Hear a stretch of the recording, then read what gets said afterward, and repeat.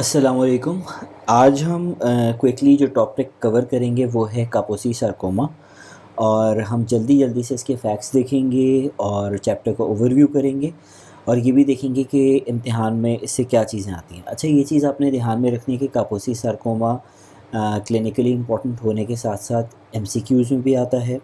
Slide session में इसकी clinical slides आती हैं और दूसरा इसकी हिस्टोलॉजी की स्लाइड भी बहुत इम्पॉर्टेंट है। ठीक है, और इसकी हिस्टो ही एमसीक्यू के अंदर भी आती है और अगर कोई शॉर्ट ऐसे क्वेश्चन है तो उसके अंदर भी आ सकती है। और दूसरी बड़ी चीज़ कि कापोसीस जो है वो अपने डिफरेंशियल्स के एस्पेक्ट से भी बहुत इंपॉर्टेंट है वैस्कुलर ट्यूमर्स के साथ। तो हमारा जो स्कीम होगी वो ये है कि हम पहले बेसिक्स देखेंगे कि इसके क्या हैं, क्लासिफिकेशन किस तरह से इसकी, क्लिनिकल फीचर्स क्या हैं, इसका प्रोग्नोसिस किस तरह से है, एक दो क्वेश्चन प्रैक्टिस क्वेश्चंस करेंगे, फिर इसकी बहुत इंपॉर्टेंट इसकी हिस्टोपैथोलॉजी करेंगे और इसकी इन्वेस्टिगेशंस किस तरह की जाती हैं और मैनेजमेंट कैसे करनी है। ठीक है, तो आप लोगों को जिस तरह मैंने बताया जो इम्पॉर्टेंट चीज़ है एक तो वो ये है कि इसके अंदर ये दो एस्पेक्ट्स इम्पॉर्टेंट है। ठीक है, एक तो ये है कि इसके अंदर ये रूट्स में दो जगह दिया हुआ है, एक HIV के साथ स्किन की डिजीज़ के अंदर और दूसरा इसका अपना डेडिकेटेड चैप्टर भी है। इसके डिफरेंसेस बहुत ज़्यादा इंपॉर्टेंट है, ख़ासतौर पे वैस्कुलर ट्यूमर्स के साथ। स्लाइड सेशन में कापोसी सार्कोमा की हिस्टोलॉजी भी आती है और क्लिनिकली भी ये बहुत इंपॉर्टेंट है। बेसिक्स ये हैं कि कापोसी सार्कोमा बेसिकली नाम तो इसका सार्कोमा है लेकिन it is one of the misnomers क्योंकि it is not a sarcoma but reactive hyperplasia of blood vessels and lymphatics. ठीक है, blood vessels, both blood vessels and lymphatics, this could come in the MCQs. तो आप लोगों ने याद रखना है कि it is not only blood vessels but lymphatics are also involve. दूसरी चीज़ ये कि HHV8 एसोसिएटेड होता है जो आप सबको पता ही है। इसके अंदर लिम्फ नोड्स इन्वॉल्व होती हैं और लिम्फेडीमा होता है, साथ में आपको नज़र भी आ रहा है इस पेशेंट की लेग के ऊपर लिम्फेडीमा हुआ है। ये ब्लू या डार्क पर्पल से कलर का होता है, जितना हम लोग की स्किन टाइप के अंदर इंडोपाक की स्किन टाइप में और भी ज़्यादा डार्क कलर्ड होता है। जितनी स्किन टाइप लाइटर आती जाएगी फिट्जपैट्रिक 1-2 के पास, उतना इसके अंदर रेड ह्यू भी ज़्यादा आना शुरू हो जाएगा। ठीक है, और इसके अंदर ना सिर्फ स्किन इन्वॉल्व होती है बल्कि इंटरनल ऑर्गन्स भी इन्वॉल्व होते हैं, GI और लंग्स सारे फहरिस्त हैं जो इन्वॉल्व होते हैं इसके अंदर। उसके बाद इसका एवोल्यूशन भी तकरीबन वैसे ही होता है जिस तरह माइकोसिस फंगोइडीज़ का होता है। पैच, प्लाक और ट्यूमर स्टेज। आपके पास जो सामने फुट की तस्वीर दी हुई है, इस प्लांटर सरफेस पे पैच नज़र आ रहा है और आगे इसके प्लाक्स और कुछ ट्यूमर्स नज़र आ रहे हैं। ठीक है, इसकी क्लासिफिकेशन 4 में डिवाइड करते हैं। इसको ये इंपॉर्टेंट है, स्लाइड सेशन में पूछा जा सकता है। इसी तरह की पिक्चर देखिए कि बता दें कि इसकी कौन सी सब टाइप्स हैं। तो क्लासिक है, एंडेमिक है, एड्स रिलेटेड है और आइट्रोजेनिक है। क्लासिक जो है ये मेनली ओल्ड एज के अंदर होता है। ठीक, और ये लेग से स्टार्ट होता है और स्लोली प्रोग्रेसिव है। यूरोप के अंदर, मेडिटेरेनियन रीजन के अंदर आता है और अश्केनाज़ी जूस के अंदर कॉमन होता है। तो आपने क्लासिक के लिए क्या याद करना है कि ओल्ड एज में होता है और लेग्स के अंदर ज़्यादा कॉमन है। ठीक है, तो ये ज्योग्राफी का एक लेसन भी है कि आप देख रही हैं मेडिटेरेनियन सी है तो इसके इलाके में जो सराउंडिंग में जो कंट्रीज़ हैं ये सारे मेडिटेरेनियन कंट्रीज़ हैं। अच्छा, ये चीज़ आपने याद रखनी, ये जो है ये समुद्र नज़र आ रहा है हमें और इसके बीच में ना एक there is an area of land that is actually protruding in the ocean. This is called promontory. ठीक है, अभी हम आगे देखेंगे कि क्यों इंपॉर्टेंट है। ये खातून भी नज़र आ रही है, इसके पीछे भी ओशन में 2 जगह प्रोमोंटरी नज़र आ रही है आपको। फिर हम वापस आते हैं, हमने क्लासिक टाइप देखी थी, एंडेमिक टाइप है। एंडेमिक यूजुअली यंग्स के अंदर ज़्यादा होती है, ये भी लोअर लिम्स में होती है लेकिन इसका एसोसिएशन EBV के साथ भी होता है। एक तो HHV हो गया, दूसरा EBV के साथ association. Again this could come in the MCQs। इसके अंदर लिम्फेडेनोपैथी होती है, स्किन की इन्वॉल्वमेंट काफ़ी ज़्यादा होती है and it is very aggressive, fatal होता है विद इन 2 ईयर्स। ठीक, ये आपके पास सामने पिक्चर पे दी हुई है इसकी। हाइड्रोजेनिक यूजुअली ट्रांसप्लांट पेशेंट्स के अंदर या किसी भी वजह से वो इम्यूनो कॉम्प्रोमाइज़ पेशेंट्स हों उसके अंदर आता है। ठीक है, वो कॉर्टिकोस्टेरॉइड्स पर हों, साइक्लोस्पोरिन हो या कीमो हो। AIDS related usually male homosexuals के अंदर ज़्यादा होता है, 40% उसके अंदर है। ठीक है, हेटेरोसेक्सुअल्स के अंदर भी हो सकता है। और इसके अंदर जो है वो usually upper part of body ज़्यादा इन्वॉल्व होता है। हेड, नेक, आर्म्स, ट्रंक्स, फेस की इन्वॉल्वमेंट खासी ज़्यादा होती है, म्यूकोजल इन्वॉल्वमेंट भी होती है और इंटरनल विसरल इन्वॉल्वमेंट भी होती है। और ये भी तकरीबन ये भी बहुत ज़्यादा एग्रेसिव फॉर्म होती है। It is fatal with in 18 months without treatment. तो 1.5 साल इसका हो गया और जो अभी हमने एंडेमिक पढ़ा था उसका 2 साल है। ट्रीटमेंट क्या होता है एड्स रिलेटेड वाले का, आप एंटी रिट्रोवायरल थेरेपी करते हैं, highly active anti retroviral therapy, तो इससे बेहतर हो जाता है। बस एक चीज़ आपने ध्यान में रखनी है कि highly active anti retroviral therapy आपने दी, उसके बाद पेशेंट को फीवर होना शुरू हो गया और उसकी जनरल कंडीशन डिटीरियोरेट होना शुरू हो गई, इस किस्म का क्वेश्चन अगर आपके पास आते हैं तो आपने जहन में रखना this is immune reconstitution inflammatory syndrome. ठीक। अच्छा, फिर आपके पास विसरल इन्वॉल्वमेंट इसके अंदर किस तरह से होती है? विसरल इन्वॉल्वमेंट जो होती है mainly AIDS related Kaposi sarcoma के अंदर होती है, यानी कि उस कापोसी सार्कोमा में जिससे पहले से ही इम्यूनिटी थोड़ी डाउन है इंटरनल ऑर्गन्स में, जिस तरह मैंने पहले बताया था, लंग्स इन्वॉल्वमेंट है, जीआई इन्वॉल्वमेंट है और लिम्फ नोड इन्वॉल्वमेंट है। एग्ज़ाम में आपसे क्वेश्चन इस तरह भी पूछ सकते हैं कि पेशेंट पहले से एड्स का है, उसका CD4 काउंट लो है और उसके बाद उसको स्किन पे कोई एक आध चीज़ नज़र आ रही है, दूसरा उसके अंदर जो है वो जीआई मैसिव हेमरेज हो गया। ठीक, तो इस तरह से भी क्वेश्चन पूछा जा सकता है। इम्यून रिकॉन्स्टिट्यूशन इन्फ्लेमेटरी सिंड्रोम ये होता है बेसिकली कि इसमें जब पेशेंट को एड्स का पेशेंट है तो उसके अंदर आपके पास CD4 काउंट लो होता है और HIV का वायरल लोड ज़्यादा होता है। तो जब CD4 काउंट लो है तो इसमें बहुत सारे इन्फेक्शंस बॉडी के अंदर आ जाते हैं, बहुत सारे अपॉर्चुनिस्टिक इन्फेक्शंस हैं, लेकिन बॉडी इस पर रिएक्ट नहीं कर रहा है क्योंकि आपके पास वाइट सेल काउंट ही लो है।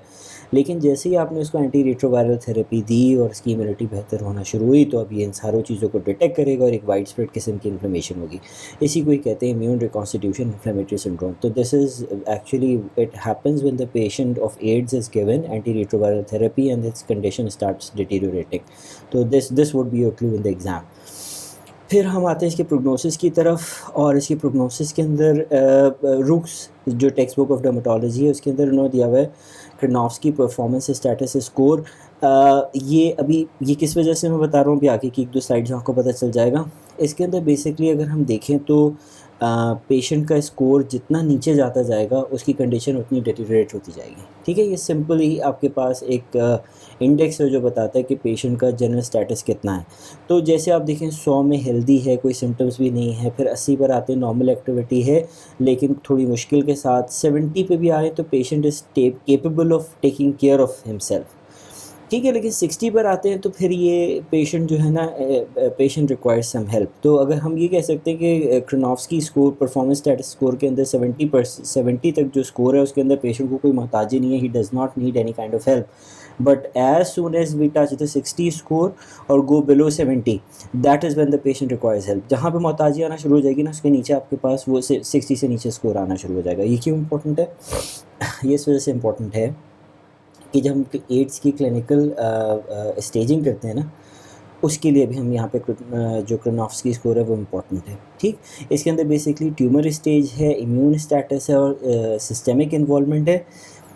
आप लोगों ने स्टेजिंग इम्तिहान के हवाले से सबसे नंबर 1 पे आपने याद करनी है उसकी माइकोसिस फंगोइडिस की, और दूसरा फिर मेलानोमा की, इसकी स्टेजिंग याद नहीं करनी। ठीक, लेकिन सिर्फ यहाँ पे एक नज़र देखने के लिए कि इसके अंदर इन्वॉल्वमेंट क्या है, इस वजह से मैंने यहाँ पे दिया हुआ है कि ट्यूमर होता है, इम्यून स्टेटस है और ऐसे सिस्टेमिक होता है। ठीक, इसको अगर हम सिंपल इजी करते हैं तो आपने अगर देखा कि T1 और S1 स्टेज है ना, ये 0 और 1 है, तो ये तब होते हैं जिसके अंदर पेशेंट को एडीमा होता है, ulceration, extensive oral Kaposi sarcoma आ गया, एक्स्ट्राक्यूटेनियस इन्वॉल्वमेंट है, एक्स्ट्रा नोडल इन्वॉल्वमेंट है, यानी पेशेंट कंडीशन सीरियस हो जाएगी तो वो T0 और S0 के बजाय वो आपके से T1 के स्टेज पे चला जाएगा। ठीक है, तो आपको सिर्फ जहन में ये बात रखनी है कि जब इसका T1 स्टेज हो जाएगा, यानी एक्सटेंसिव इन्वॉल्वमेंट है, म्यूकोसा इन्वॉल्वमेंट है, नोड्स भी इन्वॉल्वमेंट है और इंटरनल ऑर्गन्स की भी इन्वॉल्वमेंट है, तो आप लोगों को जहन में ये रखना है कि this is the stage when we called कि कॉल इट T1S1। तो अगर हमारे पास ये वाली स्टेज जो है वो T1S1 पे होती है तो 3 साल का सर्वाइवल तकरीबन 53% है। आपने याद रखना है कि स्टेज अगर एडवांस्ड है तो 3 साल पे तकरीबन 50% सर्वाइवल है इसका। ठीक है, और बाकी सारे स्टेजेस यानी T1S1 से नीचे जितने भी स्टेजेस हैं उनका 3 साल का सर्वाइवल 80% है। ठीक है, तो ओवरऑल इसका कोई बहुत अच्छा सर्वाइवल है नहीं इस डिज़ीज़ का, लेकिन अगर डिज़ीज़ और ज़्यादा एडवांस्ड है तो उसका भी 3 साल में तकरीबन 50% सर्वाइवल है। आपने इसका एक ओवरव्यू लेना है। मैंने अभी तक कोई क्वेश्चन देखा नहीं जो यहाँ से आता है, लेकिन इसकी मुख्तलिफ़ टाइप्स के हवाले से ज़रूर पूछा जाता है कि कौन सी टाइप ऐसी है जिसका प्रोग्नोसिस ज़्यादा ख़राब है और वो किस एज ग्रुप में या किस आपके पास एपिडेमियोलॉजिकली किस पॉपुलेशन ग्रुप में आती है। डिफरेंशियल हमारे पास क्या हो जाएगा, पाइजेनिक ग्रैनुलोमा है, हेमेंजियोमा, मैलिग्नेंट मेलानोमा और cutaneous T cell lymphoma, stasis eczema, acroangiodermatitis. Acroangiodermatitis को स्यूडोकापोसिस भी कहते हैं। इसकी आप जब नेट पे तस्वीरें देखेंगे तो आपको आइडिया हो जाएगा कि वाकई देखने में कापोसी जैसा लगता है, लेकिन उसमें एडिमा भी काफ़ी ज़्यादा होता है। ये हमारे पास एक क्वेश्चन दिया हुआ है, एक ओल्ड पेशेंट है with a 2 year history of gradually increasing violaceous plaques on the right ankle और एग्जामिनेशन पे एडिमा भी है लिम्फ का, कुछ पिगमेंटेड स्कार्स हैं, बायोप्सी आपने ली तो ये लीजन जो है इसमें प्रोफ्यूज ब्लीडिंग स्टार्ट हो गई। तो क्या डिफरेंशियल है आपके, और उसके बाद हिस्टोपैथोलॉजी बहुत ज़्यादा सजेस्टिव दी हुई है कि उसके अंदर स्पिंडल शेप सेल्स हैं, वैस्कुलर चैनल्स हैं। तो एक अपोसिस का एक सिनेरियो दिया हुआ है आपको टिपिकल, और आगे उसका उन्होंने ट्रीटमेंट पूछा हुआ है। ये भी इसी तरह का एक सवाल है कि उसमें पेशेंट इम्यूनो कॉम्प्रोमाइज है, माइक्रोफिनोड मॉफेटल के अंदर है, टेक्रोलाइमस के अंदर है। आप लोग बीच में पॉज करके क्वेश्चन पढ़ भी सकते हैं। और उसके बाद फिर ने बताया कि इम्यूनोहिस्टोकेमिस्ट्री पे D240 पॉजिटिव था, इम्यूनोहिस्टोकेमिस्ट्री पे HHV भी पॉजिटिव था। ठीक है, काफ़ी सारी चीज़ें हमने बता दी। डायग्नोसिस इसका भी कापोसिस ही है। यहाँ पे इन्होंने पूछा क्लिनिकल वेरिएंट्स क्या हैं, प्रोमोन्ट्री साइन क्या होता है। अभी हम डिटेल से करेंगे प्रोमोन्ट्री साइन क्या होता है। प्रोमोन्ट्री मैंने आपको पिछली स्लाइड्स में बताया था कि वो it is an area of the land that is actually protruding into the ocean, इस तरह की चीज़ होती है। तो कापोसिस की जब हम हिस्टोलॉजी आगे देखेंगे तो हमें ऐसे ही पता चलेगा कि आपके पास ब्लड वेसल्स बनी हुई है और बीच में एक नई ब्लड वेसल है जो वैस्कुलर चैनल के अंदर ना ऐसे प्रोजेक्ट कर रही है। ट्रीटमेंट ऑप्शंस इसकी क्या हैं? अच्छा, ये कासाबाग मैरिट सिंड्रोम है। ये देखने में देखिए इसका रंग कापोसी जैसा है, लेकिन ये कापोसी सार्कोमा नहीं होता। एक बड़ा सा हेमेंजियोमा होता है, इसके अंदर प्लेटलेट्स ट्रैप हो जाते हैं, फाइब्रिनोजन कम हो जाता है, प्लेटलेट्स कम हो जाते हैं और कंजप्टिव कोएगुलोपैथी होती है। ये actually this is very important, हम लोग के एग्जाम में स्लाइड सेशन में आया भी था और उसका ट्रीटमेंट पूछा था इन्होंने। ठीक है, ये सिर्फ डिफरेंसेस के हवाले से बने, यहाँ पे सामने ऐसे ही रखा हुआ है। अच्छा, इसको कासाबाग मैरिट सिंड्रोम को हेमेंजियोमा थ्रोम्बोसाइटोपेनिया सिंड्रोम भी कहते हैं। आप लोग हमेशा याद रखिएगा कि जब आप लोग तैयारी कर रहे हैं तो आपका माइंड इस तरह से होना चाहिए कि you can actually jump between the chapters, क्योंकि आपके पास एक इम्तिहान में जो एक सवाल आता है वो किसी एक पर्टिकुलर चैप्टर से नहीं होता, वो कभी कभी उसका जवाब 3 या 4 चैप्टर से निकलता है। तो आपको शुरू से ऐसे प्रैक्टिस करनी है कि you can jump between the topics, you can jump between the chapters और you can easily rule out the stuff to actually reach to a definitive diagnosis. अच्छा, अब हम क्लिनिकल स्लाइड्स भी देख लेते हैं और हिस्टोलॉजी देख लेते हैं। HIV रिलेटेड मैंने बताया था फेस के ऊपर, हेड एंड नेक रीजन में, अपर पार्ट पे ज़्यादा होता है बॉडी के। इसके अंदर रेड ह्यू ज़्यादा होगा। ये एक गोरा बंदा है, उसके अंदर ये भी इसी तरह ही है। ये पैच स्टेज इसका आ गया, ये भी पैच स्टेज इसका आ गया। ये प्लाक या ट्यूमर स्टेज है इसका। उसके बाद ये आपके पास थोड़ा सा हम लोग की पॉपुलेशन वाला रंग है इसके अंदर, और इसके अंदर देखिए रेड ह्यू से ज़्यादा थोड़ा पर्पल वायलेशन से ह्यू ज़्यादा नज़र आ रहा है। ये भी HIV रिलेटेड है और फेस पे ज़्यादा इन्वॉल्वमेंट है। ये पीनाइल लीजन है कि देखिए बहुत ज़्यादा पाइजेनिक ग्रैनुलोमा जैसा लग रहा है ये। ठीक। अच्छा, उसके बाद ये भी कुछ बैसिलरी एंजियोमेटोसिस या पाइजेनिक ग्रैनुलोमा जैसा लग रहा है। ये सेंटर वाला तो लेकिन पाइजेनिक ग्रैनुलोमा से क्लस्टर्स के अंदर नहीं आते, तो बैसिलरी एंजियोमेटोसिस का एक अच्छा सा डिफरेंशियल हो सकता है। अब हम इसके अंदर आते हैं कि इसकी हिस्टोलॉजी क्या होती है। यहाँ पे अगर हम देखें तो एपिडर्मिस के अंदर कोई ख़ास पैथोलॉजी नहीं नज़र आ रही, सारी पैथोलॉजी आपको डर्मिस के अंदर ही नज़र आ रही है। नए नए वैस्कुलर चैनल्स नज़र आ रहे हैं। हम इसको ज़्यादा करीब से देखेंगे तो आपको नज़र आएगा वैस्कुलर चैनल्स हैं, और इसके अंदर जो है ना ये एंडोथेलियल सेल्स हैं जिन्होंने इसको लाइन किया हुआ है। अगर आप बहुत सारे एंडोथेलियल सेल्स आपने देखे होंगे तो आपको आइडिया होगा थोड़े से बड़े भी हैं और इनका कलर भी थोड़ा डार्क है, वरना काफ़ी फ्लैटेंड से होते हैं ये। अच्छा, उसके बाद ये आपको नज़र आ रहा है कि बहुत सारे वैस्कुलर चैनल्स हैं जो कि कोलेजन को डाइसेक्ट कर रहे हैं, वरना इस अगर नॉर्मल यहाँ पे हम हिस्टोलॉजी देखें तो यहाँ पे हमें बस बहुत सारा कोलेजन ही नज़र आता है, वैस्कुलर चैनल्स इतने ज़्यादा नहीं नज़र आ रहे होते उसके अंदर। और यहाँ पे वैस्कुलर चैनल्स के साथ हेमरेज भी नज़र आ रहा है, इसी वजह से इसके अंदर रेड ह्यू और पर्पल ह्यू नज़र आता है आपको स्किन के थ्रू। आगे प्रोमोन्ट्री साइन क्या होता है, ये एक बड़ा सा वैस्कुलर चैनल्स है, उसके अंदर नए नए वैस्कुलर चैनल्स हैं। ठीक है, जिस तरह हमने अभी डिस्कस किया था कि ये एक ओशन है और उसके अंदर ये प्रोमोन्ट्रीज निकली हुई हैं। ठीक है, इसी तरह एक बड़ा सा वैस्कुलर चैनल है, उसके अंदर नए नए चैनल्स निकले हुए हैं। ठीक है, इस तरह ये एक वैस्कुलर चैनल है, ये देखिए promontory sign, promontory sign, promontory sign. तो उन्होंने एक्जैक्टली पूछा हुआ भी था इम्तिहान में व्हाट इज़ प्रोमोन्ट्री साइन। तो this is one of those questions that can actually come in the slide session as well. अच्छा, उसके इम्यूनोहिस्टोकेमिस्ट्री स्टेन्स ये भी पूछे जा सकते हैं। वो आपको एक तस्वीर दे सकते हैं स्लाइड सेशन में, फिर वो आपसे पूछ सकते हैं इसकी क्लिनिकल टाइप्स बता दें, इसके स्टेन्स बता दें। 31, 34, फैक्टर 8, D240 पोडोप्लेनिन का ही दूसरा नाम है, और LNA1 जो लेटेड न्यूक्लियर एंटीजन 1 है HHV8 का, that is also one of its immunohistochemistry stains.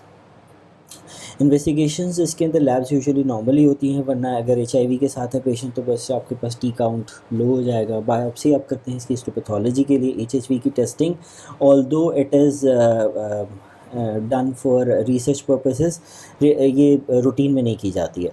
ठीक, इसका मैनेजमेंट क्या है? लिमिटेड डिजीज़ के अंदर आप एक्ससिजन कर लेते हैं, क्रायो कर लेते हैं, मिकोमॉड यूज़ कर सकते हैं, इंट्रालीजनल इंटरफेरॉन अल्फ़ा 2b दे सकते हैं, विनब्लास्टीन दे सकते हैं।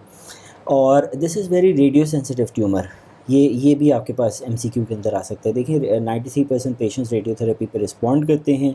जो एचआईवी के साथ पेशेंट्स होते हैं उसके अंदर आप हार्ट या कार्ड थेरेपी दे सकते हैं। आइट्रोजेनिक है तो उसकी इम्यूनोसप्रेशन बेहतर करें, अगर आपको इम्यूनोसप्रेसेंट बंद कर सकते हैं तो वो भी एक ऑप्शन है।